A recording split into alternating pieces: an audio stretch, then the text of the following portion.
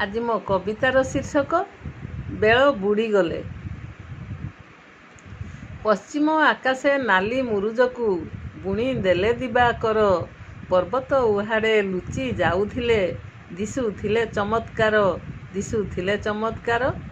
ଗୋଧୂଳି ସମୟ ଉପସ୍ଥିତ ହେଲା, ଗାଈ ଲେଉଟାଣି ବେଳ। ନୀଡ଼ ମୁହାଁ ହୋଇ ବାହୁଡ଼େ ବିହଗ, ଚାଷୀ ଲେଉଟିବା ବେଳ, ଚାଷୀ ଲେଉଟିବା ବେଳ। ଗାଁ ଦାଣ୍ଡ ଧୂଳି ଧୂସରିତ ହୁଏ, ଗାଈ ଖୁରା ଘଷି ଘଷି। ପିଲାଏ ଫେରନ୍ତି ଖେଳା ଖେଳି ସାରି, ପ୍ରାର୍ଥନା କରନ୍ତି ବସି, ପ୍ରାର୍ଥନା କରନ୍ତି ବସି। ଗାଈ ବନ୍ଧାଯାଏ ଗୁହାଳ ଭିତରେ, ମା ଦେଉଥାନ୍ତି ପେଜ। ମନ୍ଦିରରେ ଘଣ୍ଟ ଘଣ୍ଟା ଶଙ୍ଖଧ୍ୱନି, ଆଳତୀ ପାଇଁ ସଜବାଜ, ଆଳତୀ ପାଇଁ ସଜବାଜ। ପିଲା ପଢ଼ୁଥାନ୍ତି ଧୀରେ ସ୍ଥିରେ ବସି, ଏକାଗ୍ରତାବକ ଧ୍ୟାନ। ବାପା ଫେରିଥାନ୍ତି ହାଟ କରିସାରି, କଳେ ଥାଏ ଖଣ୍ଡେ ପାନ, କଳେ ଥାଏ ଖଣ୍ଡେ ପାନ। ମନ୍ଦିରରେ ବସେ କୀର୍ତ୍ତନ ଆସର, ଏକାଠି ହୁଅନ୍ତି ରୁଣ୍ଡ। ଖୋଳ କରତାଳ ଢୋଲ ତବଲାରେ, ଫାଟି ପଡ଼ୁଥାଏ ଦାଣ୍ଡ, ଫାଟି ପଡ଼ୁଥାଏ ଦାଣ୍ଡ।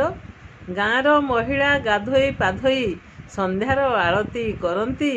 ଚା ଜଳଖିଆ ସାମାନ୍ୟ ବ୍ୟବସ୍ଥା, ସମସ୍ତଙ୍କ ପାଇଁ କରନ୍ତି, ସମସ୍ତଙ୍କ ପାଇଁ କରନ୍ତି। ବୁଢ଼ୀମା ଖୋଲନ୍ତି ଗଳପର ପେଡ଼ି, ଛୋଟ ପିଲାଙ୍କର ଭିଡ଼।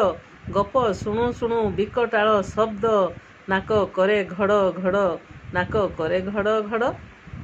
ବେଳ ବୁଡ଼ିଗଲେ ମଶାଙ୍କର ଭିଡ଼, ଅତ୍ୟନ୍ତ କଷଣ ଦିଏ। ଧୂଆଁ ଦିଏ ନାନି ମଶାଙ୍କୁ ଅଡ଼ୁଆ, ମଶାଙ୍କୁ ଘଉଡ଼ି ଦିଏ, ମଶାଙ୍କୁ ଘଉଡ଼ି ଦିଏ। ଗୁହାଳରେ ଗାଈ ପାକୁଳି କରନ୍ତି, ବିଶ୍ରାମ ସମୟ ତାର।